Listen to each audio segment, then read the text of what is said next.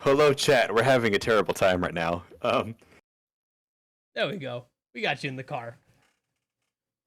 Oh, there I am. Okay. Yeah, there's a lag here. This is gonna be real trippy. Okay. That's why I went live on. That's why I went live so that you can see the PowerPoint in real time, so you're not gonna have to go based off of the stream. Okay, let me go open this. But it's a Okay. pleasure to have you here, Mr. Donahue. I am your #1 racing fan. Let me open this. As my shirt there it is. as my shirt states, the Donahue Racing #1 fan. Yeah. So for context, too, he texted me like a couple hours ago, and he was like, "I'm gonna make this fancy shirt that says #1 Donahue Racing fan." But I noticed he spelled my name with an A, and I spelled my name with an O. And so I texted him. I don't know, what was it, like 5 minutes later, if Yeah, that. you're like, it's spelled with an O. Yeah, I was like, it's spelled Donahue. Then he was like, oh shit. Then he sent me the picture with the A scribbled out with the O over it. But we got the PBR hat on because PBR is Mr. Donahue's favorite beer. Yes, I'm biased. There's a reason behind that. Everything is just. If I'm just. If we're There it driving, goes. I gotta get that wheel. It finally fell, and so I'm just gonna take my mic out of. No, I can't because I have to unplug it. It's not typical Oh, Suso no. things, Furphy. It's not typical Suso things. All right. Don't shit. Oh, so on it. I didn't have time to mess with my backdrop, so Oh, we just it's have a okay. full backdrop today. It's okay. You're still This in the microphone, I swear, it was working perfectly yesterday, this morning, and then now that I'm live, it does not want to stay to this desk. Honestly, it's just got performance anxiety, dude. It does. It's okay, microphone. I believe in you. I believe Okay. in you. Are you gonna let me? You want to stop at like McDonald's or something? Get something to snack on. Dude, I would love some McDonald's. We'll get All right. a 10-piece chicky nugget and a Big Mac, and we'll be chilling. All right. Ooh, do you want McDonald's or do you want Cane's? Somebody in chat wants Cane's. Dude, I'm down for Cane's. All right, we're going to Cane's instead. Furphy wants Cane's. Yeah, Furphy, let's go to Cane's. Why not? Bam. Gotta take the hat off because the hat's fucking with my chair. Okay. Cheese is spoken. We're going to Cane's. All right. All right. This is now a handheld. Fuck it. At least it's not your Rode mics where it's only gonna record in stereo and everybody's left ear is gonna like it. We can do that later. We can do that in the edit afterwards. You can make it so that our audio is only in one ear. Dude, I had that issue editing Furphy's episode. I think I was telling you about that. Like, I had to redo the whole thing because it was only coming through my left ear at one point, and I was like, I don't like this. It needs to be in mono. Yeah, you did tell me that. But yeah. Moving along. This is a Yeah. podcast about the chat. Introduce yourself to the chat and tell us a little bit about yourself. Okay, so my name, based on Suso's shirt, I am Michael Donahue with an O, not an A. And I'm wearing a fire. I don't know how many people in chat actually know this, but I'm a huge racing fan. Nobody in chat Cars that knows. go. Okay, well now they know I'm a huge racing fan, which is why I'm in a fire suit. Funny story about the fire suit. This is a real actual fire suit. Like, you could light me on fire and I would be fine. Don't do it, but you could theoretically. I'm gonna do it. You're gonna do it. Next That'll time be I the see next. you, I'm gonna light you on fire. Just hold a lighter to me. I won't feel it. Just put it right in my chest, or just right here, and just Bet. I'll be fine. You I'll might hit you don't with catch a- my beard on fire though. I'll try not to. I'll do like your leg or something. Okay, that works. But the reason I had the fire suit is because at one point in time I was going to go race, like actually race, but I guess the universe had different plans because every time I would try to go race, some stupid catastrophe would happen. Mm-hmm. Like, I had a car that wouldn't start. Like we bought like a used car because I wasn't racing anything fancy. Like, it wasn't like racing like you would think, like F1 or anything fancy. I was racing like beater cars for local divisions on a dirt track, so nothing was fancy. Like So the first car I got, yeah, no, not even the bull ring. The bull ring would have been too fancy. Damn. Like, I'm talking like local beater cars. Like, we would take like a 1990 like shit box and completely gut it and put roll cages and stuff in it, and that's kind of the stuff I would have been racing. Fuck. So the first car I bought was so gone that it would have been more expensive to fix it than it would have been to buy a new car. So we just went and bought a new car, which I'm pretty sure it was a 2002 Dodge Intrepid, if I remember that. Yeah, because the first one, they were both the same year. Oh my god. Because the first one was a 2002 Pontiac. Gone. The second one was a 2002 Dodge Intrepid. Right. That one was fast, but it never actually hit the racetrack because for some reason whoever built the car put a rubber gas tank in it. No. And so what happened was I was doing testing laps, but the speedway that I was going to race at doesn't allow private testing. And so we had to go out into the desert and race laps in the desert. Mm-hmm. And I hit like a stick or something sharp, and it came up and punctured the gas tank. And so we ran the rest of our test session, didn't even know. Then we brought it in because I think the next night was the actual race, and I was supposed to make my debut. So we load up the trailer, everything, and it was such a small hole that you wouldn't notice the leak initially if you were moving the car around. Just get some and JB so, Weld. well, we didn't know it was there. And also it was a rubber gas tank. But it's like, so we were moving the car around all night, you know, getting everything set up. We load it up on the trailer. We get to the track. We get the credentials. We pay the fees. We do all that fun jazz. And then we go to unload the car, and there's just a giant puddle of gasoline just sitting on the trailer. And the way some of the local divisions work, they have really weird rules. So it's like, and a lot of it, we were small, so we didn't really have extra gas with us, so we didn't have a second fuel tank thing. Right. And so we couldn't refuel the car. And a lot of divisions don't usually allow that either. So it's like you have to start a certain way and then you can refuel in between races, but initially you have to start with whatever you show up with. Right. And so when we saw that our gas tank was leaking and we didn't have the stuff to fix it and we didn't have an extra fuel thing, we were like, we just can't race.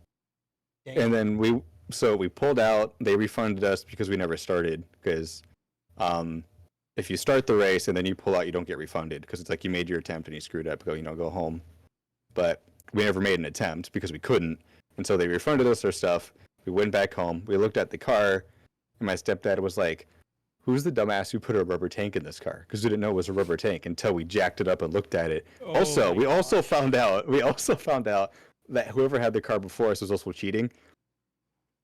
Because a lot of the rules for local divisions too, or this is just motorsports in general, the cars have to be set up a certain way for just like fairness among fair competitiveness. Right. And the car that we had, part of the, I don't remember if it was I think it was the right rear was chained up. And so it gave it like a little bit more camber or something, and so it would turn easier. And I think that's why it was so fast when we were doing testing laps, because it was chained up, so it would make the left turns a lot easier. Damn. And so that's why we was whipping so fast. And so when we saw that, we were like, oh, it's a cheater car. And now I'm sad that I never got to race it because it would have been really fast. Oh my gosh, I feel bad that you were never able to race that. All right, question number 1. What is your go-to music choice? Oh, beautiful. What do you like about the style of music? How long you've been into said style of music? I literally copy and pasted this from Cheese's PowerPoint into your PowerPoint. I did that with get ready for another 17-hour long interview. Buckle up. All right, we're going to start with just the music choice right now. So, kind of like Cheese, my music taste is very varied. Like my Spotify doesn't know what to do with itself because I just listen to too much. But my go-to is punk, but specifically a subgenre of punk called Midwest emo. And how I got into it is because I've been into it for a long time. I think I started listening to Midwest emo around 2016, 2017. Furphy is here for Midwest emo. Oh yeah, I see the yeses. And Oh then there's Cheese. I need to start checking the chat. I might move you guys over here so I can actually see you guys, but it's fine. More immediately. But anyway, I think I started listening around like 2016, 2017 is when I can kind of start framing that, because my introduction to Midwest emo was, anybody who listens to emo in general knows who this band is, Modern Baseball. Like I found Modern Baseball on accident and I loved them. And so I listened to nothing but Modern Baseball for like a couple months, like really dove into their stuff.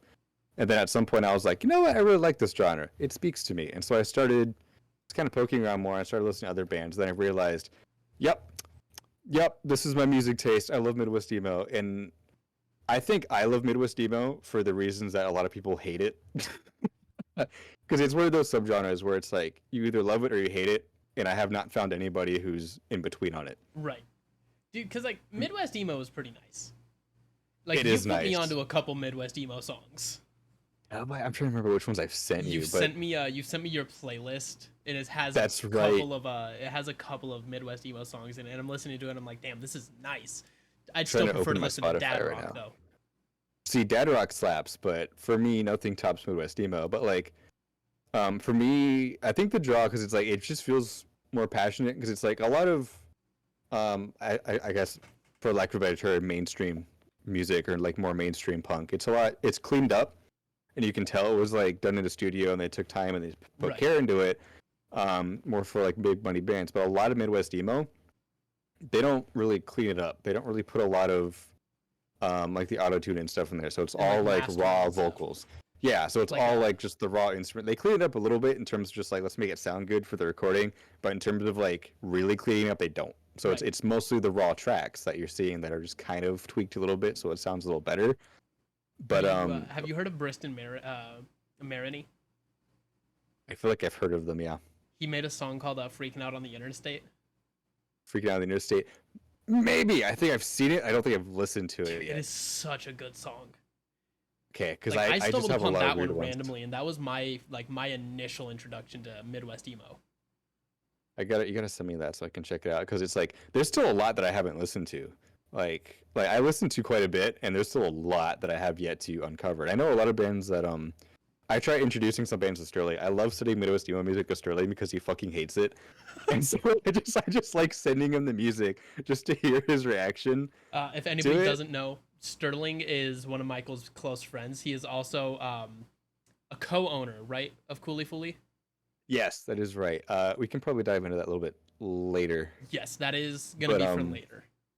Yeah, but yeah, Furphy's right. It is very super emotional, just the way it is, because like, they just really don't shy away from stuff. I think one of the greatest analogies for how people describe Midwest emo that I've seen is I was watching. I don't remember what video it was.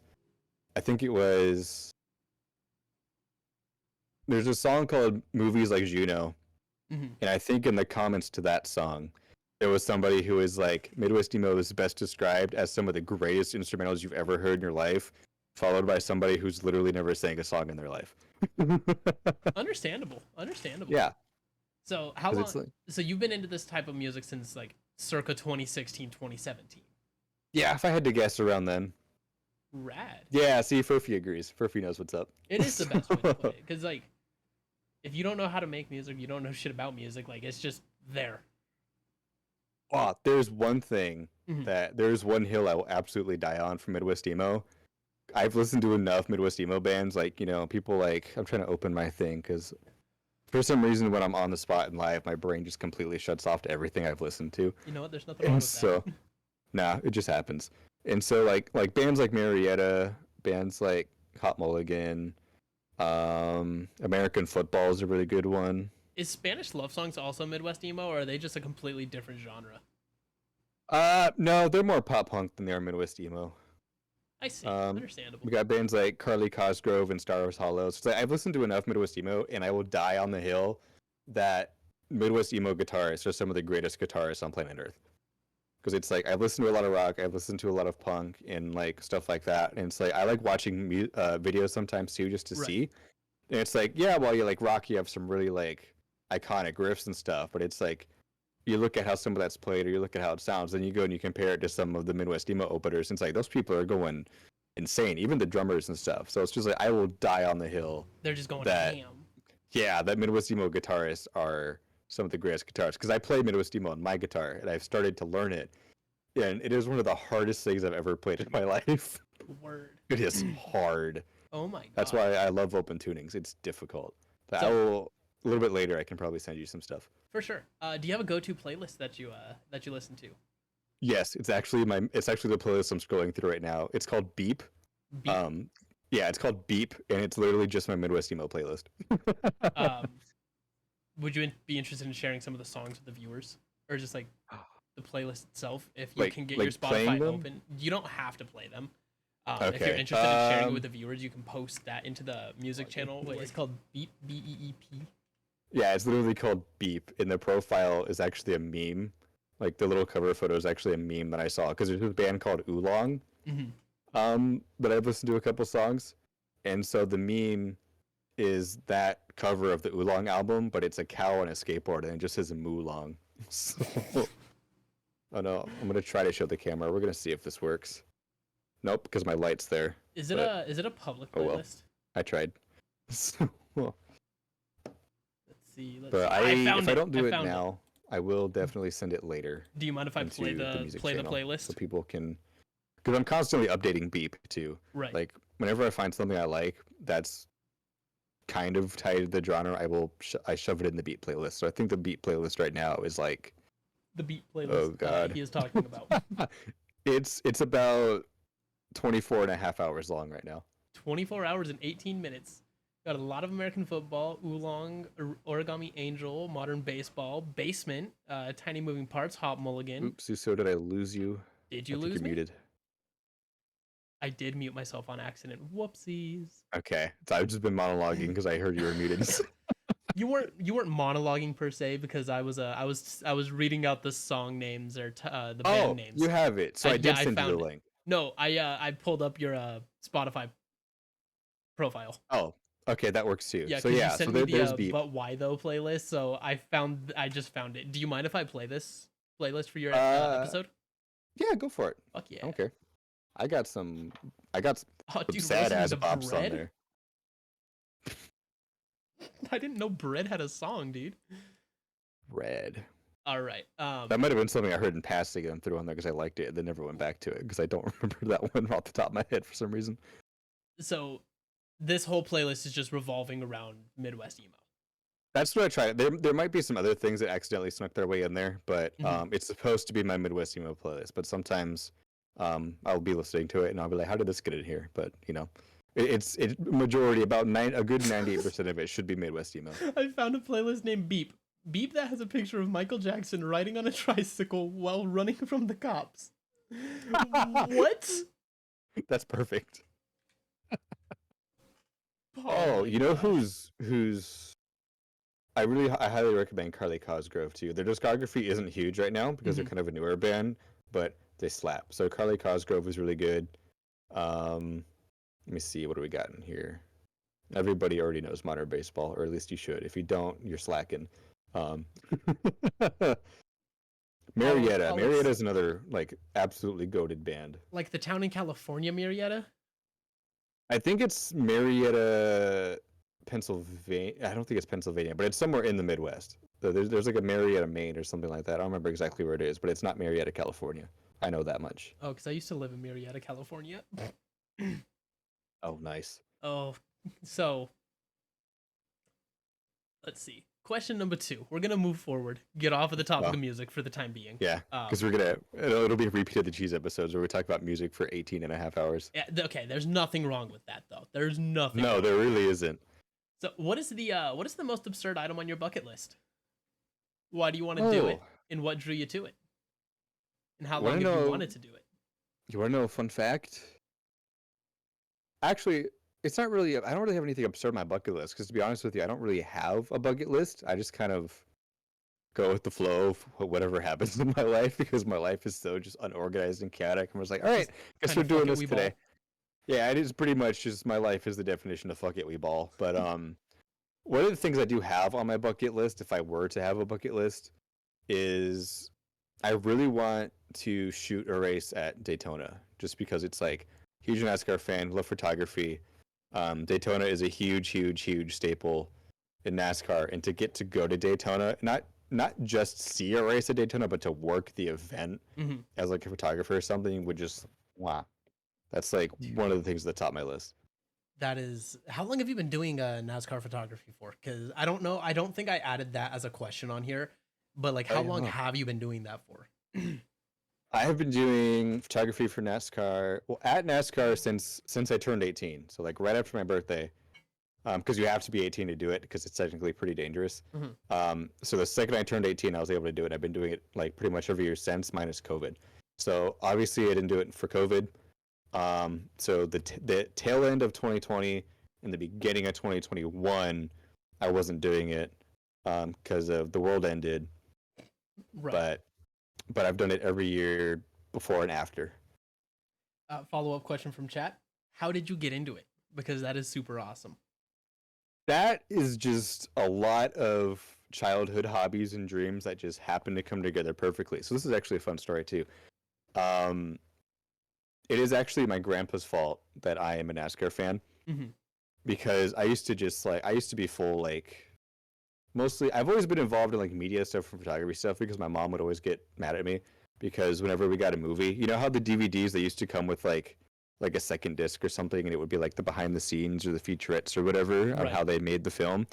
I would watch the behind the scenes featurettes more than I would watch the actual movie. Love that. So my mom was like, "Why did we buy the movie if he's never gonna watch it?" I was like, "I already saw the movie. I want to know how they made it." I want to see the But behind the scenes. no, exactly. And so it's like 10-year-old me would be on a road trip watching the behind the scenes on how they made Star Wars for the 80th time, and my mom would just be like, "It's not Josh, even watching the stop. movie." You're like, Michael, Yeah, it's can like you just stop? We already know George Lucas sat in while John Williams composed the orchestra. exactly. So it's like stuff like that. And then when I got a little bit older, um, my grandfather was into racing. He was mostly into IndyCar. He was more IndyCar than he was NASCAR. Right. Um, Dude, I've seen one IndyCar race. They did it up here at I think it was Danica's last race with Indy with Dan Weldon when he passed at the yeah, Las Vegas Motor Speedway. I was at that fucking race, dude. I was like I 9 years was old. I was at that race too. No shot. I was at that was my first race. Same. Well, no, that was my second or third race that I've been to because I've been to I think 2 or 3 of the Pennzoil races at Las Vegas. I think they were Pennzoil. Okay. This was before that IndyCar race you said? If it was Yes. your second or third? If it was before that, it would have been at that point in time. It would have been called the Cobalt 400 because I'm That's a what nerd it and I know was. things like that. It's okay. Cobalt 400 does sound more familiar to me. Yeah, Um, at that point, it would have been the Cobalt Tools 400, yeah, presented by Cobalt with a K. Lowe's. Yeah. But yeah, I went to that race with Dan Weldon, and like when they did the full track yellow, I was like, "What's going on?" And my dad's like, "Really big car accident," and I looked up, and there's like just cars piled up and one on fire, and I'm like, "Oh, cool." My dad's like, "Yeah, they I might end the looked into race." that. I looked into that Mhm. race a couple years ago actually because it's like I'm a dweeb when it comes to auto racing, Dude, there's no and problem with that. yeah, and so but like my niche within auto racing not only is it photography but it's also safety. Like I You want to told me about that a know. couple weeks ago at volleyball. Yeah, because it's like my whole thing is like with safety. It's like I want to know how things work. I want to know how they build those cars and like Right. why they did things the way they did. And unfortunately, part of that studying involves studying fatal accidents and events and stuff. And so I was really curious about the story behind Dan Weldon because it was like when I thought about it more about myself, I was like, Las Vegas was purpose built for stock cars. It wasn't built for open wheeled Indy cars Right. because when Las Vegas Motor Speedway was built, it was built during like the late '90s when NASCAR had this huge surge in popularity, and we had this huge boom in what we call cookie cutter racetracks, where they're all mile-and-a-half ovals because they were easy to build, and NASCAR can put them wherever they wanted. And so to try to keep up with popular demand, they just shot out a ton of cookie cutter racetracks. So it was purpose built for NASCAR. Right. And so when IndyCar wanted to go to Las Vegas, a lot of IndyCar drivers were like, "We can't race Las Vegas. We can't race Las Vegas. Like it's too narrow. Way It's too too narrow of a track. We can't race it." Because with stock cars, they're big and they're heavy and they're clunky, and so they have to slow down to make the turn, or else they're going to skate up into the wall because of just how heavy they are. Right. Like the average stock car weighs about 3,200 pounds. Whereas like an Um, Indy car weighs a fraction of yeah, like probably like a third of that. And so it's like they're lightweight, they're built for speed and maneuverability. that. Hmm. And so they don't have to slow down to make the corner. An IndyCar can easily make a corner at Las Vegas at probably the same speeds they would do at Indianapolis, which is probably about 220 miles an hour through the corners if they really wanted to, because they just have the grip level. They're the lightweight and they're small. They can zip around that. But Right. the way Vegas is built, the difference between Las Vegas and Indianapolis, because they're both narrow tracks, Hmm. Indianapolis is a flat track. It doesn't have a lot of banking. And so while you can still whip that corner at 220, there's not a lot of other forces working against you. Right. Like you're not Whereas sliding down the embankment. exactly. And so, whereas places like Vegas, it has what we call progressive banking, where the banking at the bottom of the track isn't as steep as the top of the track. And so, there's almost like a small curve to the banking to allow for the speeds with the stock cars. Isn't And it so, like with a an 50-degree IndyCar, angle or something like that? I don't remember the degrees off the top of my head, but if I had to guess, it's like 30 something degrees Because at Vegas is I the watched a banking. video about this was about Daytona's track, and like it was just this guy was like walking like up the embankment, and he was Yeah. like angled Daytona hella. would be close. I don't remember the exact angle of Daytona either, but it would be higher just because the track is also bigger. Right. But I think Vegas is only like 30 something degrees. But like either way, we have like progressive banking and there's a lot of bumps and stuff in it. And so when the Indy cars go over there, not only are they sliding through the progressive banking, but they have to deal with the bumps. Specifically, turn 1 and 2, where the crash happened, we call it the tunnel turn because that's where the tunnel is to get from the outside of the track to the infield. Mm-hmm. And tunnel turns at every track. It doesn't matter what track it is. The tunnel turn is always bumpy because they have all the concrete and stuff under the asphalt to kind of support, the tunnels and the race cars going over the tunnel. Right. And so it's always bumpy. So not only are you dealing with the bumpiness of the tunnel turn, you're also dealing with the slickness of a NASCAR track with progressive banking. And so when you take a car that's built for speed and maneuverability and you send it at 200 miles an hour through that corner, it's going to slide. It's gonna just not gonna like and then, that. Yeah, and then you take a bunch of them and you put them in the same corner, it's not going to end well. Like you can do it for a couple laps, but if you don't get sorted out after a couple laps, that's when things get dicey, which is why that crash happened on lap 12. Is because on the cold tires, they couldn't do full throttle. They had to lift, they had to organize themselves, and so that's why everything was pretty orderly. But around lap 12, with tire fall off and heat and just all the other factors, the cars would start to slide a little bit. They would get a little bit more wiggly because now you had drivers who were like right behind you, beside you, in front of you. The tires were getting a little bit slicker, so the way the air moves and just the way the grip levels are, especially early in a race, was affecting the cars, and so they would start to slide around. And that's when you see contact get made and stuff like that happens. But what was weird about that race particularly was that IndyCar said they wanted to go race Vegas and have it their grand finale and all that stuff. It was a grand ass finale, dude. Yeah, but like a lot of drivers didn't want to go because they knew these things. They Right. knew these things, but promoters are stubborn, and they were like, "It's the show place. It's Vegas. It's big. It's flashy. Like, let's do it." Every driver in the garage was like, "No." All the promoters were like, "Yes." Obviously, the promoters won, and then after Dan Weldon was killed, that IndyCar finally said, "Okay, maybe the drivers were right," and they never came back to Vegas again. So As opposed to like instead of building like a new track or like doing a whole different like circuit like what they're doing with F1, they're building a track on the street. even the F1 track was a fight. I know. Because F1 ran Vegas. I don't remember the year. I think it was back in like the 80s or 70s, and they did it in the MGM parking lot, No, didn't they? it was like 98 or something like that. It wasn't the 80s. But yeah, they ran. God, what was it? I don't have the poster with me. The poster is in my grandparents' basement, but we have the posters for the Grand Prix. Right. And like it was a good event from what I've heard and what I've seen, but because they had to shut down parts of downtown, tourists didn't like it, and so it was one of those deals where it was a one and done. And so I think honestly, in my just with the amount of research I've done and things that I've seen, I think this year's Formula One Vegas race is also going to be a one and done. Yeah. Because the race hasn't even happened yet, and people are already mad. And so I guarantee you, when the race comes in and the strip is shut down for the weekend, it's not going to go well with locals and tourists, and so it's probably going to be a one and done. So I pulled up for what the old one was. It was the Caesars Palace Grand Prix, which is a race. That's what it was. It was held in Las Vegas between 1981 to 1984. Oh, it was the 80s. Yeah. Okay. For some reason, I thought it was the 90s. I don't follow open wheel racing that often, so. For the first 2 years, the race was part of Formula One World Champion. After becoming a round of the kart series in 1983, Nissan and Datsun was the presenting sponsor for both races. Yes, I think the poster we have was, I think it was the inaugural one, so I think it was still, no, it was it was kart. I think it was when they did the kart split. This is what the track used to look like. It was the in a parking lot. Yeah. Of one of the places. It's super cool to see, like compared Yeah. to what the new track is gonna look like. No, the new track's insane. I've already know. seen renders and everything. It's gonna be nuts. Oh wait, we got off track a little bit, but to We go back did. to Furphy's follow-up question, um, so I've been, I've been a race fan for a long time, and I've always had a thing for media, and so it was just one of those fun things where the reason I started doing it is because I started working at a TV station.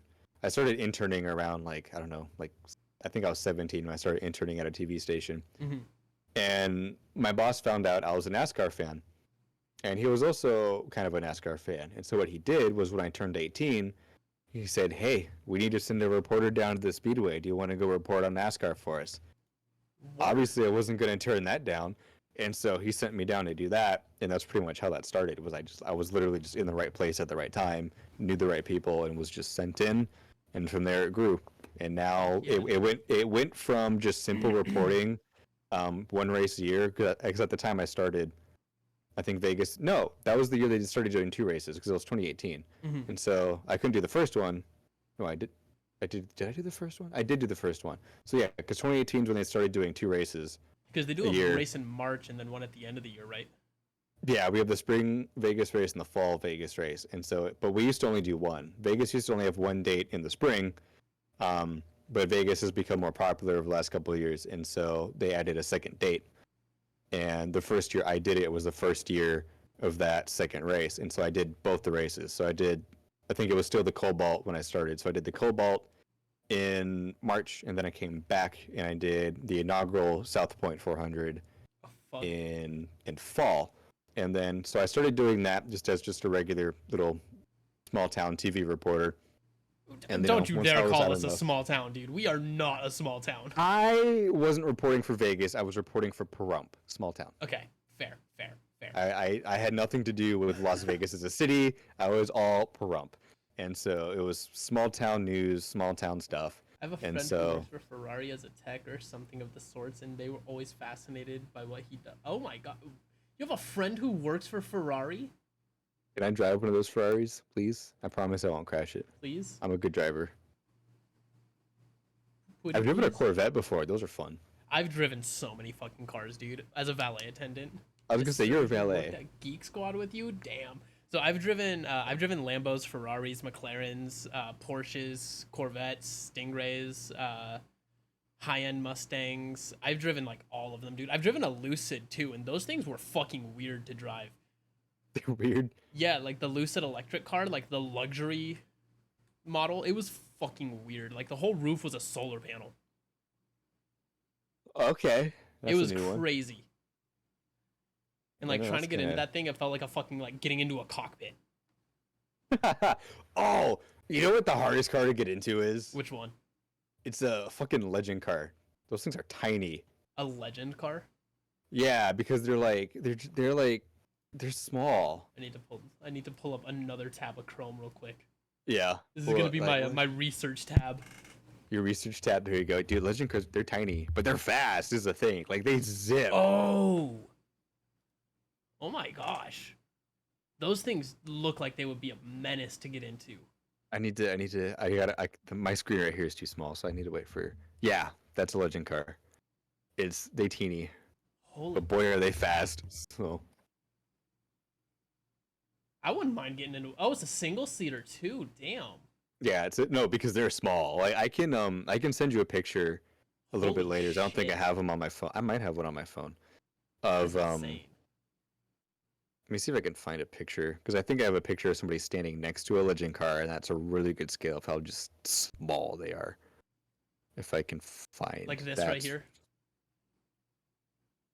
Pretty much, yeah. They're not very big. Oh They're my real small. gosh. I think the only thing that would be worse is a bandolero, but those are meant for kids, and so it would make sense that they're hard to get into because they're not meant for adults. But like the hardest car to get into that's meant for adults is a legend car. Holy. All right.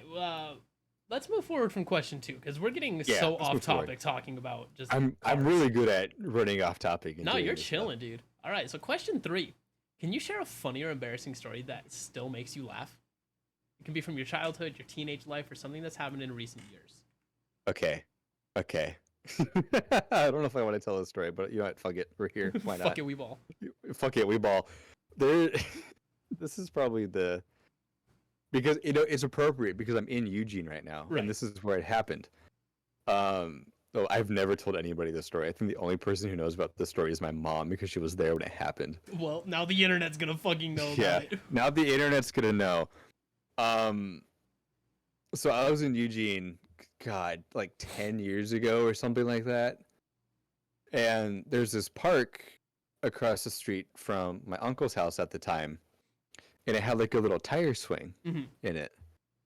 And my sister and I were in, our wee lads, and we're in this tire swing. And I don't remember exactly what was happening. So like somebody she was laughing about something. I don't even remember what it was because this was so long ago. But all I remember is she like did something weird, tipped the tire swing up, and it was like one of those big like tires, like almost like a tractor tire, so it was huge. Right. And it was hollow. And so we fell into the crevice of the tractor tire. And she had gotten, I think she got scared or something because when it tipped, she got scared, but she was also laughing. And you know how sometimes when people laugh enough, they pee a little bit? Right. She laughed so hard that she peed, but she had landed on me. Oh, that is gross. And so That it is was gross. just like, I was just like, that did not just happen. And my mom watched the entire thing happen. So I was just like, and we're in this park. And so now we both had to walk home covered in piss so we could change. It was just like, A little piss boy. Yeah, little piss baby. That was me. I was the piss baby. But Oh my that's gosh. the only thing I can really think of because to be honest, my life is kind of boring. Like I haven't gone on enough adventures to have anything else insane happen to me like that. And so that's really the immediate thing that comes to mind. The only other thing that does come to mind, and this was when I was younger. I had to have been like 4 or 5. Right. I was left alone with a 4-wheeler, and I had somehow managed to run myself over. Don't ask me how, because I don't know. You ran yourself over with a 4-wheeler? Yeah, I think That what is had happened great. was I think I tried to make a turn too hard and I tipped it, Uh-huh. but like I went over it and the thing just kept going. And so what happened was I think I threw myself over the handlebars and ran myself over. That's what I think happened, but I don't actually remember because it happened so long ago. Dude, when I was a kid, you know those like you know Tonka trucks, right? Yes, You remember how they owned used quite to be many made Tonka out of trucks. just straight metal with the rubber tires? Yeah, I think I have some of those. When I was a kid, I lived up in Idaho in Mountain Home Air Force Base. I had one of the dump trucks, and I was playing with it on the driveway, and I was pushing it up the driveway, holding it by the dump truck part of it, so it had the Nice. hinge. Smashed the metal part of it straight up into my face, and made my nose bleed for a solid like 30 minutes. Dude, that's got some like cartoon step on the shovel vibes right there. It was my other embarrassing story that I think I've only told like 2 people before was when I was in high school back in California. I wasn't feeling good or I ate something bad on my lunch, and like, yeah, I almost killed myself on that one, Furphy. I was like 4 or 5 when it happened, and just I'm realizing now I'm not really centered, so I'm gonna scoot over a little bit. Oh, I'm going off camera. My thing's mirrored. I gotta go this way. Aha! Now I fixed it. fuck yeah. Is the chair comfortable, by the way? Um, I went with the luxury model for the most sedan. part, it's pretty comfy. Yeah. Cool. I have my nice blanket that I'm wrapped in to keep me warm on this drive. So Yeah, dude, this drive to Canes is taking forever. it really is. Unfortunately. The line's just backed up around the corner. It looked like when the gas line broke in Vegas. That's the Canes line right now. Just- Oh my god. But yeah, when I was in high school, I think it was like my sophomore year, either my sophomore or junior year of high school. I can't remember off the top of my head. But I ate something bad on my lunch break, and like I asked my teacher if I could go to the restroom because like I just needed to get up and move around to let the food in my stomach settle. Bro, the only Canes I know are in other states. Word, cheese, you need to come to Vegas then. We'll get you some Jeez, fucking come to Canes. Vegas. There's a yeah, Canes on we're like gonna fly every cheese in. fucking corner. There's too many. There's a lot of Caneses. There are, but I got up and like I walked outside of the science classroom building, and this was during the second lunch period. So I had the first lunch, So everybody was on their second lunch, and I get up to go outside of the classroom to walk to the restroom. As soon as I walked out the doors, I was like, this is not gonna fly. I found a trash can, and it was next to this couple who was in the middle of like no. making out. And I just like leaned my head into that can and just hurled all over that can. And like this couple just like kind of stops, stares at me. I looked back at them, and I was like, That's just all over them. Question 4. This is another repeat question. Would you rather fight one yes. horse-sized duck or 100 duck-sized horses? Explain your battle strategy. It didn't update this. It didn't update. Is there a new? There was supposed No to be. chemical There are warfare? rules. There are Melee rules. What are weapons the rules? only. It was Okay. the rules were there's melee weapons only, no chemical warfare, and you're gonna be in a 20 by 20 foot area. Think of a cage fight, but with more room. Okay. Is this? You said no rules and melee weapons only. Yeah. Is this real world weapons, or can I take a science fiction weapon? What science fiction weapon are you thinking? I was gonna take the one horse-sized duck, Mhm. and then use a lightsaber.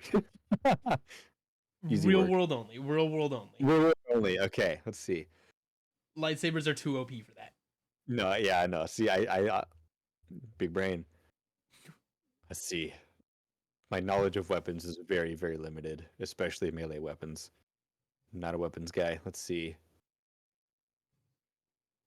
What are those? Are machetes like really big swords? Are those really big swords? Those are like the big swords that you cut like through a bush with. Okay, so they're not super sharp. Trying to think. Yeah, because I don't know anything. I don't know anything about real world melee weapons. So Aside machetes from like, can be pretty sharp. can I just sharpen the shit out of one? You could, yeah. Am I allowed pre-fight prep? Yes, you'll have 20 minutes pre-fight prep. Okay, so But what these are where did it go? These are machetes. Yeah, that's what I thought. Okay. So can I dual wield? Can I dual wield machetes? Yes, you can dual wield machetes. Bet. Okay, so what I might do, because I also know how to fight ducks in real life, and so what I'm gonna, since this is a horse-sized duck, have you ever fought a duck before? We'll get to that in a minute. Never. It's more effective on geese, but we'll get to that in a minute. What I would do is I would just sharpen the shit out of my two big ass machetes. Yes, geez, you can fight yes, ducks. you can fight any animal if you want to. But I'm gonna sharpen the shit out of my machetes, and then I'm gonna lube myself up, and then I feel like from there You're talking I should be Astroglide okay. or KY jelly. What is? Those are both sex lubes. No, I know. I'm trying to think. Let's see. I'm trying to think of something obscure. Do extra virgin olive oil. Yes. You can fight any Yes, animal we'll do you that. Yeah, I would Okay. do that. My option of choice is unvirgined olive oil and then 2 sharp ass machetes. Fuck yeah. And then if you want my battle strategy, right? Okay, my battle strategy. So let's see. Unvirgined? No cheese. I'm gonna Unvirgined? unvirgin your olive oil later tonight. Don't worry That's a about Dan line. That's a Dan joke. That's a Boy. Dan joke? Yeah. Dude, I've been saying that to people for the past like 2 weeks. Oh, really? Okay, Yeah. I heard the first time I ever heard that was from Dan, but that's a different story. Let's see the battle strategy. So I think what I would do. The reason I want to lube myself up. Ducks have teeth, Right. but they're very small, and so my theory is I'm hoping that if he tries to nab at me, I can slip out, and then I'm gonna go for the feet first because if it can't move around that much, it's gonna be easier for me to maneuver. So what I would do is I would go for the legs. I would get the legs out of there, and then when it can't really move that much because they have pretty good head mobility. You're right. They got that long ass neck. Yeah, they got good head mobility, but if they can't move, it makes it a little bit easier. So you get to the yes, legs. They can fly, cheese. That is a good point. That's right. Ducks can fly, but still, they need feet for control. They need a running start to get started. They do. And they can't just take off from loaf. They can't at VTOL. least I've never seen a duck take off from loaf form. So And so yeah, so you take out the feet, probably get a wing on the way around, so that way they can't maneuverability is down, and then try to climb up the back, and then go for the neck. And I feel like that would be, if I could pull that off, that'd be probably the way I'd do it. Fuck yeah. I feel like you'd have to a pretty answer, good stance with that. yeah. Oh, why And did... so to bring up the earlier thing, would it's not really much as ducks because ducks really aren't super aggressive, but geese are aggressive. And what you do, because my grandparents owned a farm, Right. and so I was taught how to fight geese. And the actual real life method to We're fight just a learning goose, Michael lore right now. yeah, all kinds of Michael lore. The actual real life method to fight a goose that I was taught is you have no chance because they have super sharp teeth and they pinch and twist, and so they will rip your skin. Mhm. And so what you do is if they get close enough to you, you grab them by the upper neck so they can't bite you. Right. And then you just chuck that shit as hard and far as you can, and then you just run for your life, and you repeat process until they either give up or you get to safety. You're like, this bitch empty. Yeet. Exactly. And with roosters, because my mom had roosters for a little bit, most of them will give up. After a little bit, it's what you do if it's an aggressive rooster. You take like a broom, like a push broom, Mhm. and every time they come at you, because they'll come at you with their wings out and their chest puffed. So what you do is if they run at you, you take like the push broom and you just sweep them away, and eventually they'll give up, and then you'll be fine. Eventually, yeah, eventually they'll give up. I know when you're going to kill a chicken or a rooster or anything like that, you grab its neck and you spin it really fast. That Yeah, is but the actual method that you're they do to snap its neck, and then they cut its head yeah, off. but if you're not trying to kill it, you sweep it away. I don't think I could kill a chicken. Honest to God. Not with that attitude. No, like personally, like I think chickens are cool. I think chicken tastes good, but I don't think I would have it in me to actually just kill a chicken. I like animals too much to be able to kill it. I couldn't consciously kill a chicken. But unconsciously, you could be sleepwalking and kill a Unconsciously, chicken. well, that's a problem for sleepwalking, Michael. Oh my gosh. All right. So, question 5. What are some hobbies or activities you engage in during your free time? I know we touched on photography. I Okay, feel like that would so be considered a hobby. I'm gonna stay away from photography and that stuff because we already talked about it. Right. And so the stuff we haven't talked about, I briefly mentioned it earlier, but I do play guitar. Mhm. I do play. I took a break for a while because I started playing guitar back in like elementary school, and then life got busy and things happened, and so I stopped playing guitar for like forever. And like I think like 2 years ago, I started playing guitar again, but it's been on and off, and so I'm not like good at guitar. Right. Um, Suso, you've heard me play guitar, I have. so it's like I'm not terrible at guitar. Like I'm actually pretty good, but I'm not like incredible. Like I still struggle with a lot. Dude, real quick side note, my shirt still smells like Sharpie. I'm getting kind of hot this fire suit, but I'm Is committed to the bit. mayonnaise an instrument? Yes, Furphy, you can play the mayonnaise. I Okay. will accept that. So, As I'll play a banjo. Can we start a folk punk band? folk punk. Okay, but only if the first song that we ever record is the one that we play when you're strapped to the roof of my car jumping off a cliff. Yes, I'm down. You know what's a good folk punk band? They only have. I haven't explored a lot in folk punk. Right. This has been a recent development for me, but I found this band called the 100 Acre Woods. They slap. They're so good. And so Fuck there's yeah. my nugget. But so yeah, I play guitar, but I am neither terrible nor am I amazing. Like, I'm very mediocre at guitar. So like I can play songs, but it's hard for me to play a lot from strictly from memory. And I can't play a lot of full songs. This is what I really like to do with my guitar is just mess around with different riffs. And so I play more individual guitar riffs than I do actual songs. Right. 'Cause you've sent me little clips of you playing guitar. And Yeah, it's the never little like clips a is the full full song. thing.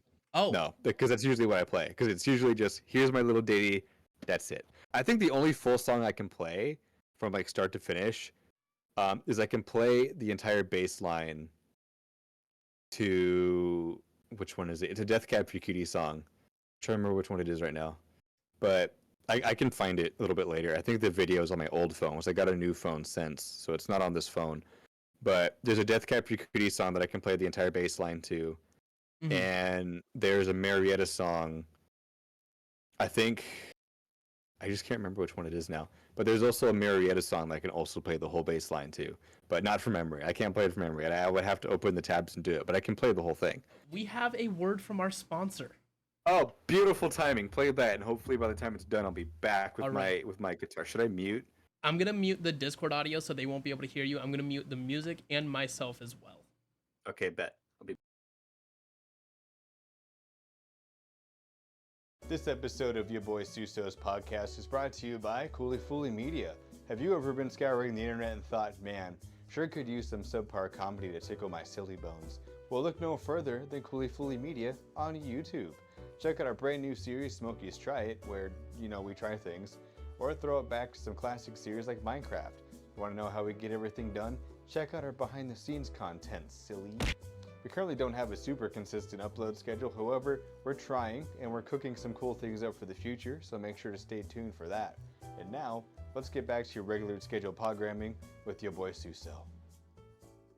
Alright, so question number 6. I'll retune it and then I'll do it later. How do you define success?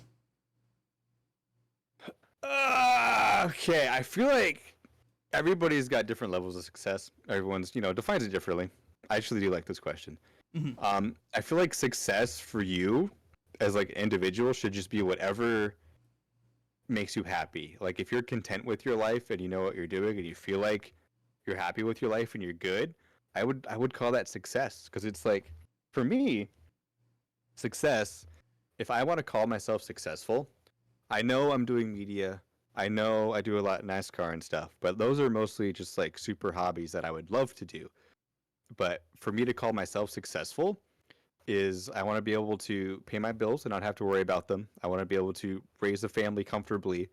I just want to be able to live my life comfortably and not have to worry about any just any weird garbo that happens, whether that comes with the media stuff or not. Because honestly, if I'm living a nice, happy, fulfillful life, I can call that success. I don't need to have like a 12-story mansion. I don't need to have a luxury car. If I have a nice, cozy home and I'm with people and I'm surrounded with people that I love and care about, who also love and care about me, I can retire. I can die happy. That's all I need. Fuck yeah. So has your has your definition of success evolved over the years? I would say no.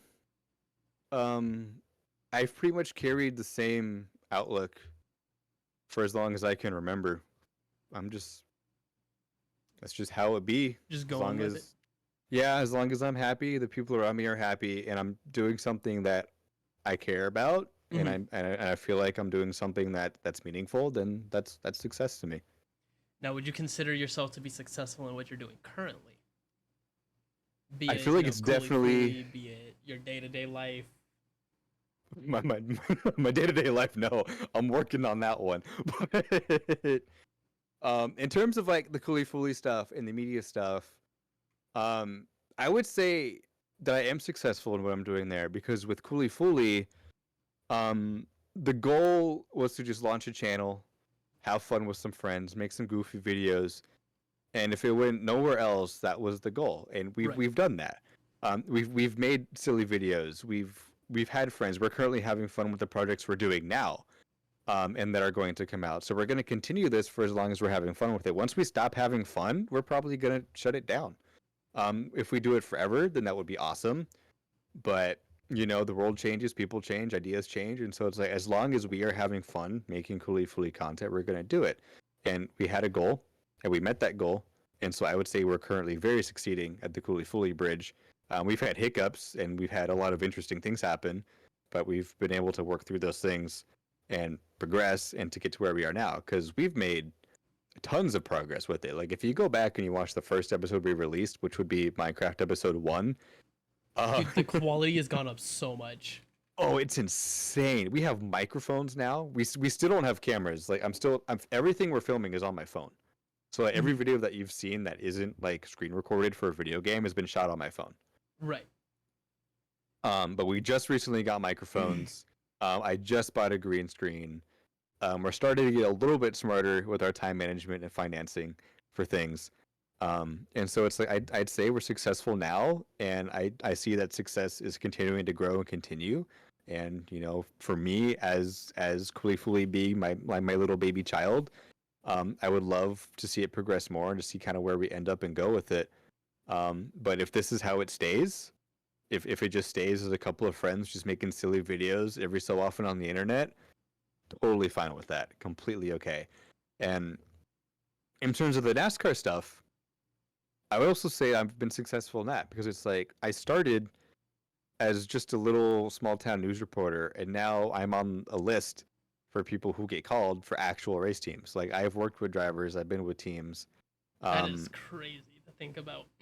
it's insane. I think it hasn't even fully sunk in for me, and I'm living that life. Like every once in a while, I will sit down and I'll just be in my bed just chilling. I'll just be like, I really did work for a NASCAR for like this guy in NASCAR. I really got called by this team. I Who's really your got called favorite for team this that you've person. done work for so far?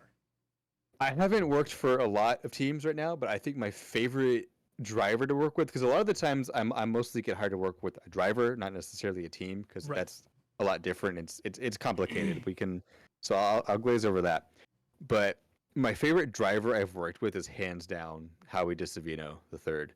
Dude, he sent me a friend request on Instagram one day, and I messaged you, and I'm like, is this the driver You that you take did! photos for? Yeah, yeah. He is. I miss him so much. He was so much fun to work with, Did he and take the he's just season off, or is he just like he didn't need you this season? What happened? The fun thing about it's not fun. I actually have a lot of issues with NASCAR's sponsorship models right Mhm. now. The way NASCAR has things set up is very much sponsor oriented, and so you need sponsors to race because it's really expensive.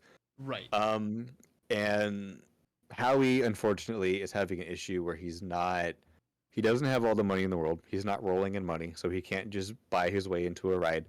He's not one of those big names like Truex Yeah, he's Jr. or exactly. Earnhardt Jr.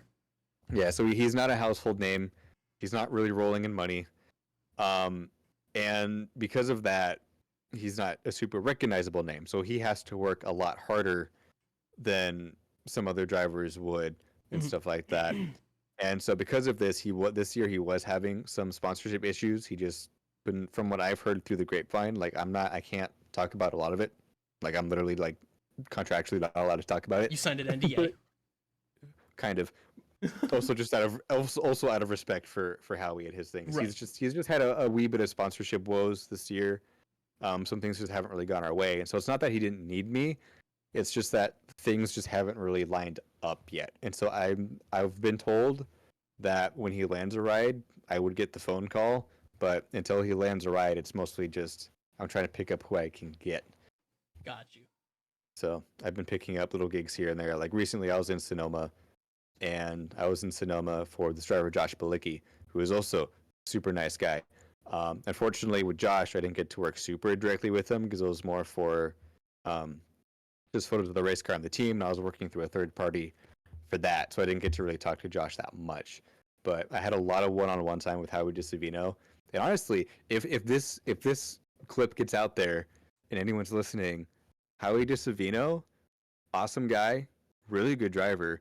Um, if you're looking for a driver, put Howie DeSavino in your car. I know he can get the job done. I've seen firsthand what this kid is capable of and his mindset in racing.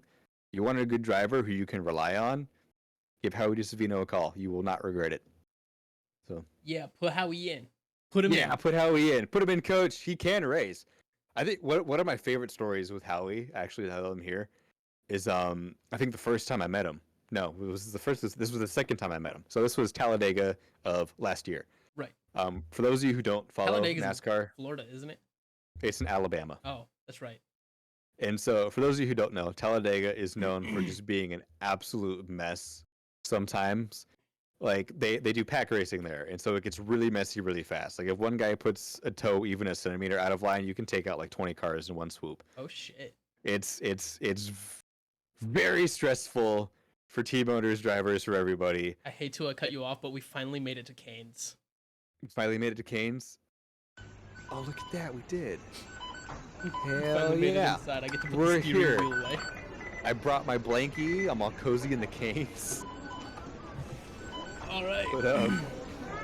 But so Talladega, it's very much a mess, and so knowing this, Howie had never raced at Talladega prior to that. Like this would be his first time going in, and so we told him this was our fault.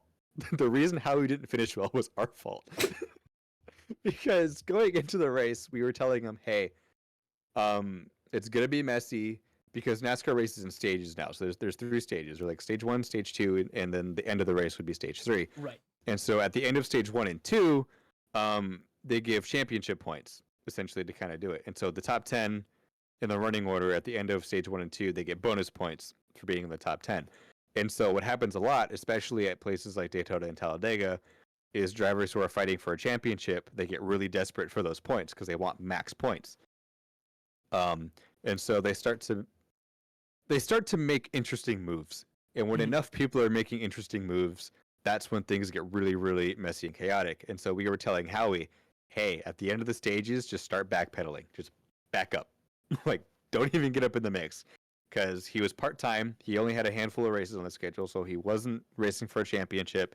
He was simply there for experience and to just he's trying to go for wins, good finishes, and mainly experience. And so since he had never raced at Talladega, we were telling him just backpedal. Like, we'll tell you when, but when the laps start to wind down and things start to get messy, just start dragging the brake, start lifting a little bit, take a couple of other cars who aren't running for the championship, and just have your own pack in the back. And he listened to that, which is good because he listens, he cooperates, and he didn't want to tear up a race car, which was also the goal. Little did we know this was the cleanest Talladega race to ever have been run. Oh no. And we kept telling him, just hang in the back, like they're gonna wad it up, because the word has left my brain. But the past statistics at Talladega have been that if a majority of the cars are in the race, with under 10 to go, there's gonna be a huge wreck and everybody's gonna get swept up, because there have been a couple weekends where we have a lot of crashes that involve a little bit of like 2 or 3 cars here and there, but they wreck pretty much the entire race. It's just a mess to watch. But there have been other races where it goes really clean. Like the first 2 stages, there's really not that much that happens, not a lot of carnage. And then we get to like 5 to go, and suddenly 26 cars are taken out in one corner, and it's just horrendous to watch. So we thought that was going to happen because stage 1 went pretty clean. Stage 2 went pretty clean, and then we were entering the end of stage 3. And we were seeing the cars. Everyone was starting to make desperate moves because now it's for the win. Now it's for all the beans and marbles. They want the trophy. So we told Howie, they're gonna wad it up, back it up. Let's save the car. They're gonna wad it up. They never wadded it up. They never wadded. They finished the race. Pretty much, I think everybody but a handful of cars finished the race. And the cars that didn't finish the race were the cars that were either taken out earlier in like a single car accident or they had a mechanical issue. Right. There was never a huge wreck, and that's what we were preparing for. We were telling Howie to back up so he could miss the huge wreck and then get a good finish, but the huge wreck never came. And so out of a 38 car field, I think we finished 32nd because we told him to hang in the back until they wrecked, and then they just never wrecked. So you guys basically ruined his Talladega. We did ruin his Talladega because he was sailing too, because he made some moves with his teammate. His teammate at the time was this driver, Cesar Beccarella. Right. Cesar also told him to hang in the back with him. So Cesar also didn't finish well because he was on the same method as Howie, where we're just going to back up. Because Cesar has been racing for a lot longer than Howie has, and so Cesar knows how these kind of races go. Right, he's seen a thing or two. Yeah, he knows a thing or two because he's seen a thing or two, and so he and Howie were together pretty much the entire race, helping each other, and we would notice they would back up, and they just never wrecked. It blew everyone's mind. We were waiting for the bomb to go off, and the bomb never went off, and and they would make moves. Like there were points in the race where we were watching him, and he had a good car. Like he had a really good car, and he and Cesar would go together. He was racing a Chevy Camaro for Alpha Prime Racing. And so, but all the power is pretty much the same. So when it comes to places like Talladega, it's not really the car you're driving; it's more so the skill of the driver behind the wheel. Right. And so with Howie, yeah. And so with Howie, he could make good moves. Like he had a good car under him, and he's a really talented driver. And so when he did make moves to kind of test things out, he was passing cars, and he was faster than a lot of the field. But we told him to hang back and miss the wreck that never happened. So that was all our fault. I'm sorry for his loss. Yeah, we are too. Moving forward. Yep. Question number 7. What made you want to start Cooly Fooly Media? That's 100%. Was it a spur of the moment this thing? Earlier. Was it something that was brewing for a while? Is Cooly Fooly going in the direction you wanted it to go in? Okay. You pretty much covered all of these earlier talking about success. I kind of did. So yeah, it very much it's something I wanted to do forever. Like there are videos that exist that will never see the light of day, and I will not allow them to see the light of day. They'll find a way eventually. But so it's been something I've wanted to do for a very, very, very long time. And we didn't really get super serious about it until we, got older to the point where we actually knew what we were doing. Because obviously, 9-10-year-old Michael didn't know what the hell he was doing. He just wanted to make a stupid video, right? Which he succeeded in. Yeah. And then, then we got older. My mom realized that this was not a phase, and this was indeed something I actually wanted to do. So she started getting a little bit more supportive. And then I started talking to Sterling because Dan was interested, but he wasn't like fully invested. He was like, "Yeah, I'll do it if you want to." But I was like invested, like I want to do this. And Sterling was the same way. He was also like, "Yes, I want to do this." And so that's when we started talking about starting. This is probably like a year and a half before we even like came up with Cooly Fooly. So we had been talking about it for a long, long time and never really did anything. And then eventually we were just like, we're just all talk right now. So like we have to put our foot down. And so we put our foot down, and that's when everything else started rolling in. If you actually want to hear more of the origin story, this is gonna be my shameless plug now too. I'm pretty sure the end of the year podcast, our New Year's podcast that we just put out, the end of last year. I think it went out like New Year's Day. So if you can go back and find our New Year's podcast, I think we talk more about the origins of Cooly Fooly there. I was their first subscriber before they even uploaded video. It was as soon as the channel went live, I subscribed. I don't know how you did it. I feel like you were stalking us or something. No, dude, you texted me. You're like, "Oh yeah, the channel just went live." You did. That's, okay. You were like, "Channel just went live," so I was like, on top of it. Dude, before Sterling and I could subscribe to it, like we had launched the channel. Still waiting on my participation trophy. I'm busy. Okay. I know. It's okay. I will. You know what? I have things to do in Eugene. Maybe if I have a little bit of free time while I'm here, I'll make your part. Don't quote me on this because I can't guarantee it. But I may or may not get you your participation trophy while I'm in Eugene. So. Bet. Furphy was the 86th sub. Oh, Furphy was 8. That means Furphy just subbed because we had 85 as of a couple days ago when I looked. Thank you, Furphy. I appreciate you. Yeah, dude, I talk about your channel so much, like, when you're in chat. Like, I'm low-key, like, plugging your YouTube for you, and now, I know I've talked to you about it, but, like, I would love to, like, get Sterling in on an interview, too, or, like, get all three of, like, the main heads of Cooly Fooly Do you mind if I give you Sterling's number? Because he said he was interested. Oh, go for it, dude. After stream, I'll shoot him a text. Bet. I'll send you Sterling's number, and then I'll do the same with Sterling. I don't know how busy he is right now. What's today? Today's Wednesday. He shouldn't be super busy today. No, that's tomorrow. I don't know what he's doing today. But if you text him, don't be surprised if he takes a while to answer. It takes like a business week to respond. He's gotten better, but there was a point in time where I sat him down and I was like, for some texts I don't care. Like if I just send you a meme, if you take 4 business days to respond, that's fine. But if I'm asking you Cooly Fooly related questions for meetings and stuff, can we take more than 3 to 4 business days to get back? Yeah, take like 20 minutes to get back to me, please. I don't even care if it's a couple hours. As long as I hear back like that day, I'm fine. Right. Unless it's like super urgent. But if it's super urgent, usually I just call him. But if it's just like, hey, I need a response by the end of the day or tomorrow morning, then I text him. But he's gotten better. He has gotten better, so he should respond. But yeah, Sterling, when you see this clip, I'm going to throw you under the bus. So be better, Sterling. Be better. Yeah, be better. Try harder. Act like you're committed. So I love you, Sterling. Definitely going the direction you want it to go. Yeah, it's definitely going the direction I want it to go right now. Well, like every new project we do is slowly getting better and better, and I can't wait to see just the dramatic crap we come up with. Actually, speaking of dramatic crap that we're coming up with, this is another time for a good plug. We did a show last year called The 24 Beers of Christmas, yes, sir. And it was terrible. It was not terrible, dude. The only thing terrible was Ryan's ability to pour a fucking beer. I'm gonna have PT. I told him he's not allowed to pour this year. I already told him. He's not pouring this year. I There don't was care. so much head on the beers, dude. I just And it was getting all over the bar. I still use that clip in flashback scenes to other videos. I still use the clip of him pouring the beer. I gotta have to set my mic down. So if my microphone is the cup, he's pouring. I can remember that my thing's weird. He's pouring like up here, and he's just dumping it down. But like it's also running down the side of the can and the side of the cup. You can just see the life leaving my eyes as I'm trying so hard not to cry as he's pouring this beer all over the set. Oh my Just god. Oh my gosh. Ryan, get yeah. better. I told him he's not pouring this year. He's not. But literally anybody else can pour. Like if I'm on set with Ryan, I will be pouring. If we have a guest on, I'll let the guest pour, but I'm not letting Ryan pour. But yeah, 24 beer season 2. It's coming. It's coming.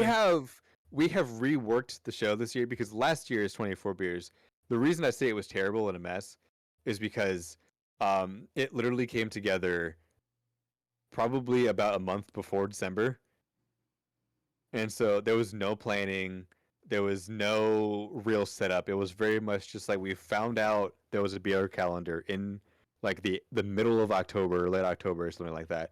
And so I got my hands on a beer calendar, and then I called Ryan. I was like, "We got to do this thing. Like, we got to do something for December." And so we started filming, like I think the second week of November or something like that.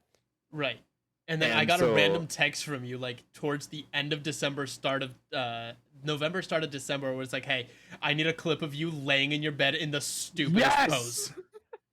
Because we did everything by the seat of our pants. There was no pre-planning.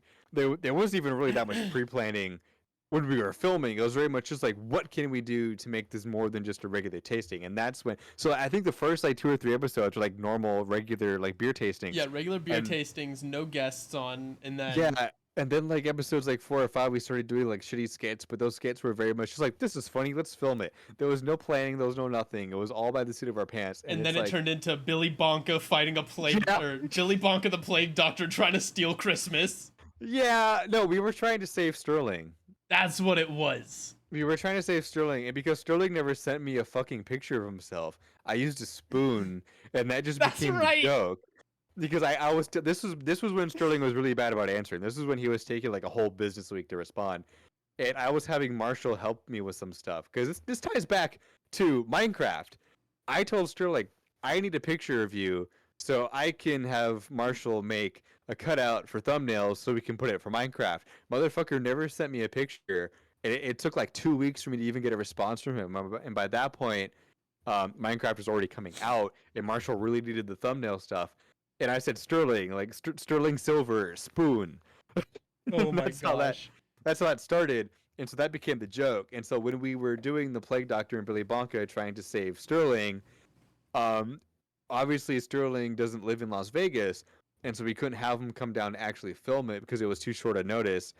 And so that's where the spoon came back, and it was like it was perfect. It was like fate had come and shone down on us, and we used the spoon joke. Wasn't it also Sterling who didn't have a camera for Minecraft, or was that Dan?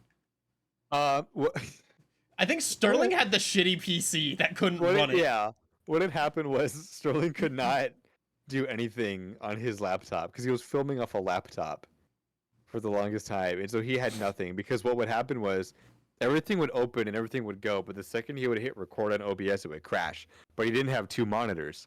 And so what he would do is on his one monitor, he would start OBS, and then he would open Minecraft, and then OBS would crash like 2 seconds later, but he wouldn't know because he would have Minecraft open. That's right. So you'd have audio recordings for him, and I had to send you a couple random clips of me playing Truck Sim to put over his footage. Yeah, like because we record our footage through OBS, and then we recorded our audio through Audacity, and so Audacity wouldn't crash, but OBS would crash every single time, and we recorded multiple episodes in a session.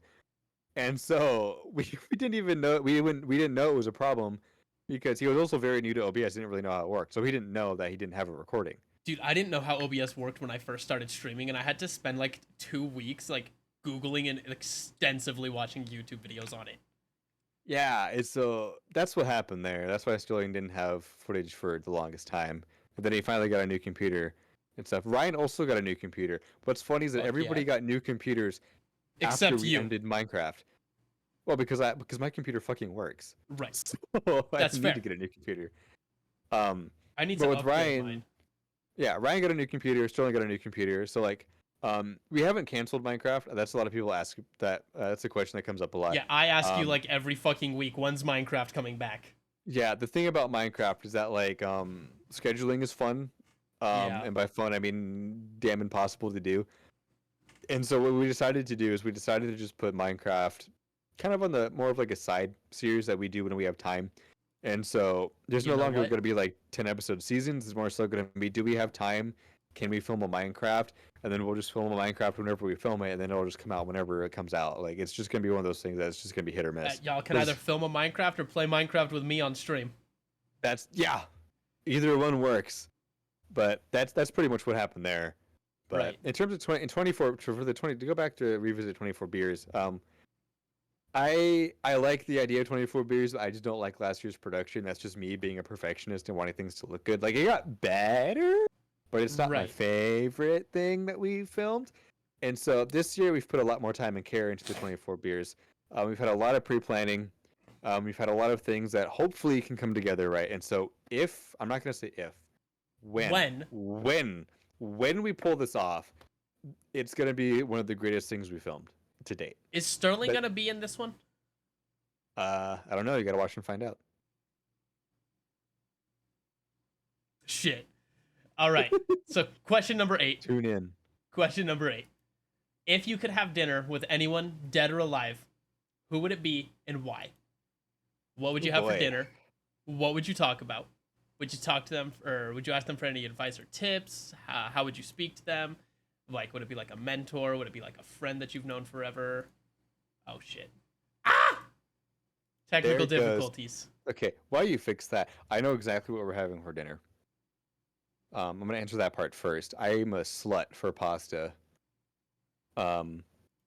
And my go-to pasta dish for anyone who wants to wife me up, is chicken Alfredo. I love chicken Alfredo. I pulled back out the candlelit dinner just for you.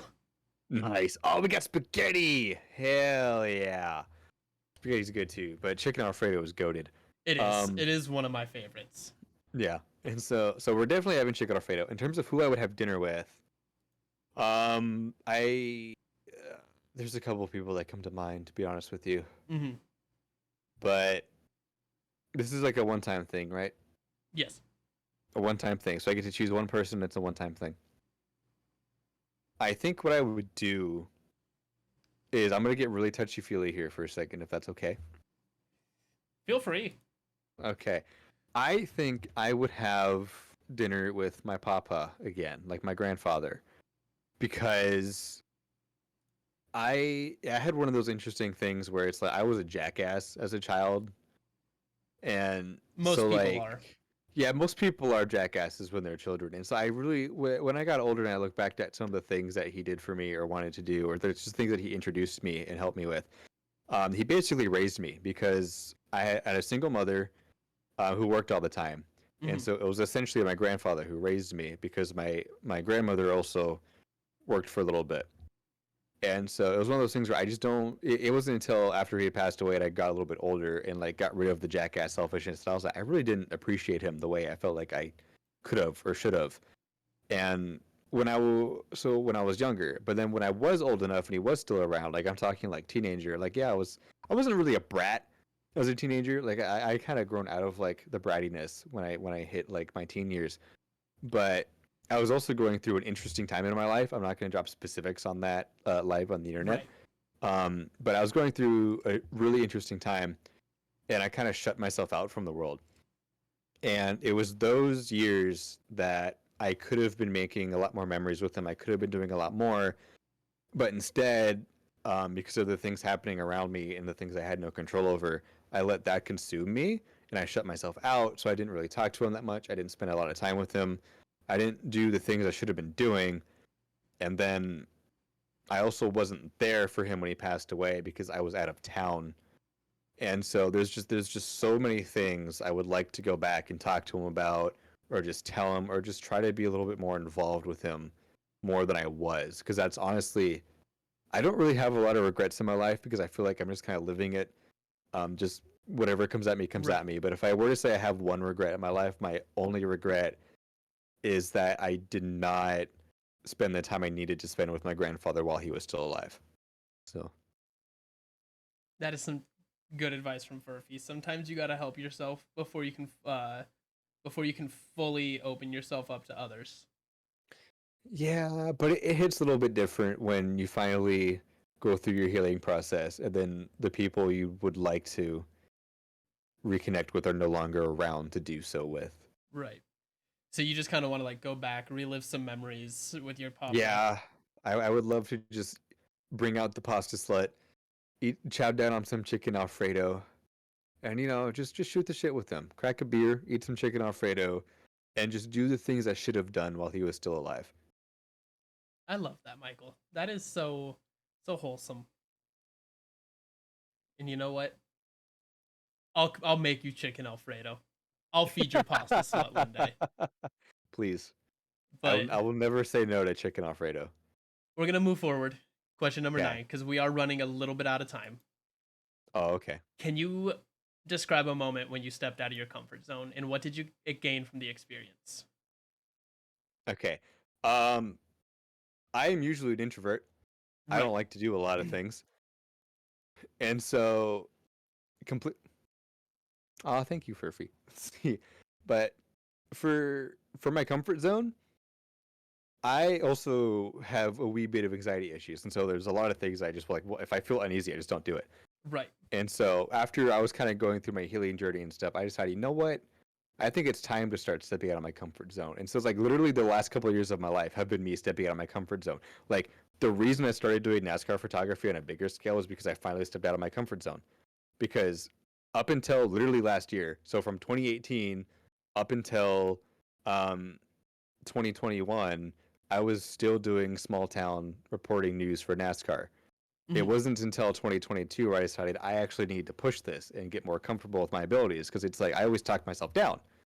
And so when I got the call from Chris saying that this actual team and driver wanted an actual photographer, I fought myself on that for a while before I finally said yes because I was way out of my comfort zone. Because now it's not just me that I'm doing the project for or my boss, it's an actual team who is paying us to do this. And that terrified me. And that was scary. But I stepped over that line and I did it and it paid off for me. And it's the same thing with like you and I play volleyball on Wednesdays when Right. When you're in town. when I'm in town.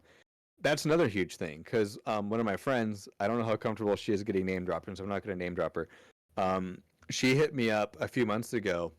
At this point in time, I was doing nothing. I was doing nothing. Like I was working at Target. I was doing my thing. No, I had gotten fired from Target at this point, so I was doing nothing. I was doing Literally. fuck all. Yeah, I was doing fuck all. And she was like, "Hey, I want to start playing volleyballs on Friday nights. Like, is that something you want to do?"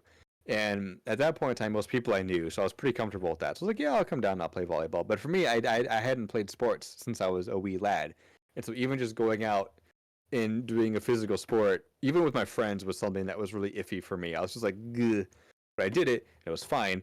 And then we met other people at volleyball, and as I was growing more comfortable with myself and just growing more comfortable and just realizing who I am as a person, it was easier for me to kind of step out of my comfort zones and start to get to know and talk to new people and stuff like that. So it's like literally like the last like year and a half of my life has just been me constantly stepping out of my comfort zone and figuring out where my lines are, what things I should be doing, and it's really been working. So really, yeah, try to answer it that way. The stepping out of my comfort zone has been the last year of my life.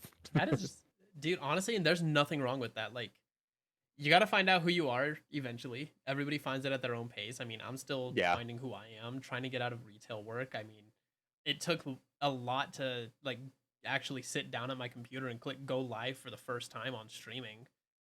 So that that was that a was another thing big with Cooly step out of my Fooly. comfort zone. Now Cooly Fooly was another huge step, Because a it's gigantic step. like you even gave me tips about it, like on my stream. You're like, stop being so like quiet, just like monologue like a solo YouTuber. And Yeah, that's what because really like that's when I sat down. I'm like, all right, cool, I'm gonna start trying my best to fill in all this void air. And it was like a big step out of my comfort zone of I'm used to just sitting at home not talking on days off. Yeah. It is And a now difficult thing to do. And I'm here I proud am, of you. Look at you go. entertaining the internet, doing a Yeah. podcast, something that I've talked about doing for fucking years, and I'm finally doing it. It took Cooly Fooly about, hold on, when did Dan and I start making videos? Like, it had to have been like 2008 or something ridiculous like that. So Cooly Fooly was technically in development stage from like 2008 until like 2021 when we finally got our shit together. Holy. And a Jeez. lot of that was stepping out of our comfort zone because it's like I said, I'm usually introverted. So it's like, I guess the first time I really stepped out of my comfort zone was Cooly Fooly. Right. Because now I'm exposing myself to the interweb, and I have to talk and be entertaining and not be lame and boring, which I usually label myself as lame and boring. You're not but lame and boring. see, but that's what I'm learning is the thing. It took me, for those of you who are in your late teens, early 20s, and you feel like you have to have your entire life figured out because you just graduated high school, you don't. You're still young. You're not going to die at 40. You got a big fruity life ahead of you. I am 23 years old and I am just now discovering the things I want to do, the people I want in my life, and the fun things like that. You have time. And I still have time. I'm 23. I'm figuring it out now and I still have a lot of time.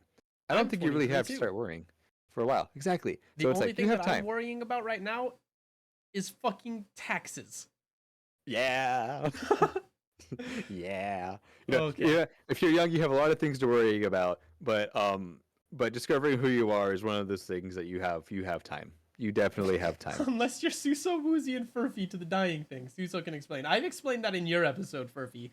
By the time we're 60, we decided we're all going to drive off a cliff. That's true. And I was gonna play the banjo on the way down. Fuck it. So, question 10. Do you have a favorite quote or motto that resonates with you? If so, what is it? And what impression did it have on your life? We're gonna get touchy feely again. Let's go. Woo! Let's go. I want to get this tattooed on me. Honestly. Is it fuck it, we ball? No, it's not. Damn. Fuck it, we ball. As funny as that would be, it's not. Fuck it, we ball. So this actually goes back to music and just the thing I mentioned earlier, where I was going through interesting times of my life. There's this band I listen to called The Wonder Years, and they're a pop punk band. If you're not aware of who The Wonder Years are, and they have a song called "Local Man Ruins Everything." And in the song, there's a line that, since the first time I've heard it, it has just like been imprinted into the back of my brain. Because I struggled a lot with mental health. I struggled a lot with just like my brain go wee a lot, and that's something I struggled a lot with. Was once my brain started running, I could not slow it down, and just the way the world works, it's always like cure your depression, cure your depression. Like we can sell you the fix, but the unfortunate real answer is a lot of people who have depression, there's no fix. It doesn't go away, and so you Right. have to learn how to live with it.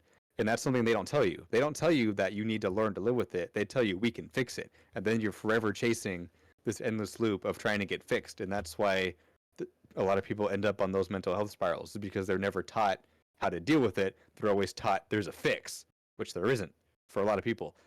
And with the song, the line, it says, it's not about forcing happiness. It's about not letting sadness win.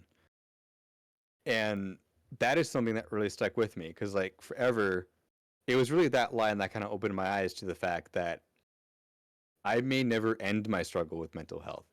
And because what I was doing at the time was I was forcing the happiness. I was like, maybe if I pretend to be happy long enough, I will be happy, and that will be true. But that's not true. That is a false statement. And so I was starting the loop of chasing this endless tale of wanting to be fixed. And it was when I heard, yeah, chasing the dopamine high, which is always temporary. And it wasn't until I heard that line that it started to sink in. I was like, you know what? That's right. I can't force myself to be happy. But what I can do is I don't have to let the sadness overwhelm me. I don't, like the song says, I don't have to let it win. Because it's not about forcing happiness. It's about not letting sadness win. Mm-hmm.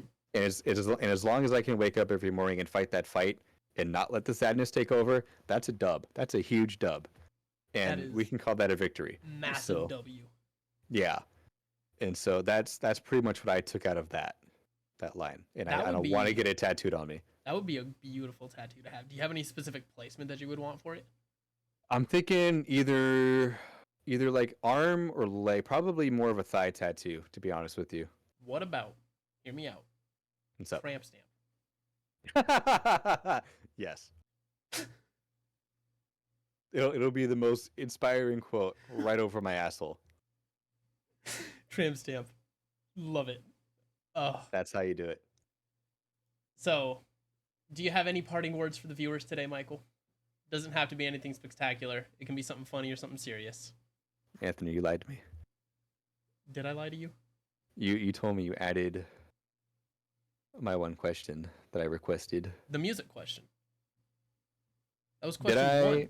That was question one. Oh, okay. I guess I took it the wrong way. That's my bad. That was music taste. I think there was something. Oh, well, never mind. You were gonna talk about your favorite song, weren't you? Yes, it was song or album was the question, and you went to music taste. And so I think we added the wrong that's one. that's kind of where I kind of like looped it all together, kind of. Oh, okay. So I missed the second part to it then. Yeah, because your go-to playlist and then the go-to music, because. Oh yeah. Because what are some of the songs in it? Or like, what is one of your favorite songs? I guess could really go into that. I like I said, I copy and pasted this out of Cheese's, and Cheese when he went off on his, he did say one of his favorite songs. So that's kind of where And then we added it later, and then we just never really. Okay. I was taking the questions too literally. That is my fault. What is your favorite song? We're still learning how to read. I don't really have a favorite song, but favorite album because it varies too much. My favorite album, because I if I'm remembering correctly, I think the question I proposed was an album that really like a song or album that really like resonated with me or like changed my viewpoint on something or whatever. I don't remember the exact wording, but it was something along the lines of that. Mm-hmm. And I really wanted to answer this question because it also goes back to what I just said with the quote, and so it really ties into that. We're going to talk about the Wonder Years again. And recently, but like a year ago, they came out with an album called The Hum Goes On Forever. Right. And as you know, I'm someone who listens to a fuck ton of music. I listen to music constantly. But I have never had a song or album hit me as hard as The Hum Goes On Forever hit me. Because this also ties back into just kind of the things I was dealing with. Because at the time, you know, I just gotten fired from Target for bullshit reasons. Yeah, we fucking hate Target. Yeah, I had a little bit before that. I was still dealing with a somewhat fresh breakup. I was still coming to terms with a lot of other things that were happening in my life and developing, and so I was having a whale of a time at this point in time. And then The Hum Goes On Forever dropped, and I knew it was going to be a good album. But whatever happened in that album, it just like struck me to my core in a way I don't think music has ever struck me. And I think it's because of the timing. Like the timing was just perfect. Because pretty much what the album kind of, to give like a loose overall thing of the album, it's pretty much, hey, life sucks, but you know, we can power through it. We can find reasons to keep going. It's pretty much the overall theme of the album. And the reason is you. Yeah, that's pretty much the album. Right. It's like, yeah, because I'm trying to give the short answer because I know we're crunched on time. And so, and it happened to just drop at a part of my life that I really, really needed to hear those messages in that album because it's very much a reoccurring theme of this sucks, this is happening, the world is ending, but these are the little things that I can appreciate. These are the things that are keeping me going. This is the reason I wake up in the morning and do what I do. And they dropped that album at the perfect time, and it just hit me so hard that I've never had anything hit me that hard before or since. And I've listened to a lot of new music since then too, and like nothing has just awoken me in the same way. Right. Because to be honest with you, and also keeping this short, right before that album dropped, right when all that was happening, that's when Cooly Fooly was also going through a really big low. Like we hadn't uploaded in a couple months, and I was about ready to pull the plug. Right. Like I was like no one but Sterling knows this. Like I was heavily contemplating stopping Cooly Fooly because I just wasn't in the mindset. I didn't really feel like I wanted to do it anymore. And then the album dropped, and it just woke something up inside me. And I was like, you know what? I'm dealing with some shitty things right now, but Cooly Fooly is one of the reasons I do get up and start working hard and things like that. Like I have friends, I have family, I have other things that I can look forward to. And so like that album like woke me up and it made me want to actively work on getting better. And since that album, I have been actively working on getting better. And like you said in your text, it hit you like a truck. It hit me like a truck, like a Mack truck going Mach 7 down the freeway. Like me driving in Truck Sim. Yes, just like that. Oh my. But But for chat, since we're opening it up, I did drop some fun advice, and so I hope that some of you take that with you when you leave today. But does anybody have any bonus questions, really quick? Anything they're curious about? yeah, chat, any bonus questions for Michael? I know Furphy has given us a couple of bonus questions just A thrown couple. in throughout. I've been really bad at reading chat today. I'm sorry, Oh, guys. it's okay. I've been like bouncing back and forth between looking at chat and looking at you. Okay. But yeah, chat, if any of you guys have any bonus questions, you will have 5 minutes. I'm kidding, you don't have Okay. 5 minutes. I was gonna say 5 minutes seems like a It quite a seems bit like of time. a long time. But yes, I definitely hope you guys check out Cooly Fooly Media on YouTube. That's Yes, please check out. COLLYFOLLY Media. Yeah. Also, I guess now's a good time to plug it. 24 beers. We're working on it right now. We're in the works. This year's is going to be a little bit better than last year's by a mile and a half. If we get all our shit together. It's supposed to be out December 1st. And so if you don't watch Cooly Fooly before then and you want to wait until December 1st and we'll have the first episode of the 24 Beers of Christmas out. And then maybe you'll see a couple familiar faces. Yeah, maybe you will. Maybe you won't. Wink wonk. Will Billy Bonka strike again? The world may never know. Billy Bonka is definitely heavily involved. There is one thing I will say. Um, Unfortunately, the Plague Doctor will not be involved in this year's 24 Beers. May he rest in peace. He's not dead. He's just not going to be featured this year. We found better uses for him. So Fuck yeah. that we're working on. I don't know if those better uses will come to fruition this year, but they'll definitely come to fruition in the future. Anyways, Michael, do you have any questions for me? They don't have to be serious. It can be a goofy question or something you've always wanted to know. Top or bottom? Switch. I was talking about a bunk bed, but okay. Oh. Switch. Ah, got him. You know what? Fair. I'll take either the top bunk or the bottom bunk. Some nights Whichever I don't one's want to open. climb up the ladder, and other nights I want to be up close to the roof where it's cold. Well, technically what? it'd be warmer up there because hot air. It would be rises. warmer up there. Yeah. You also just don't want to wake up and bonk your head on the ceiling if the bunk bed's too high. Yeah. That's fair. I used to have a bunk bed as a kid, primarily bottom bunk, but there would be like every couple days where I'm like fuck it, top energy tonight. You know what? Yeah, I did the same thing. Glad to know we're the same person when it comes to top or bottom. All right.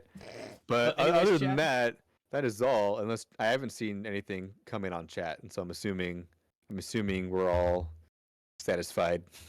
yeah, we are gonna go right out to a channel. This has been a W episode. Here is your guys' raid message tonight. All right. You guys have been a great audience, and we'll see you on Monday night for a league stream. For Monday Night Raw. Let's go. Bye, guys.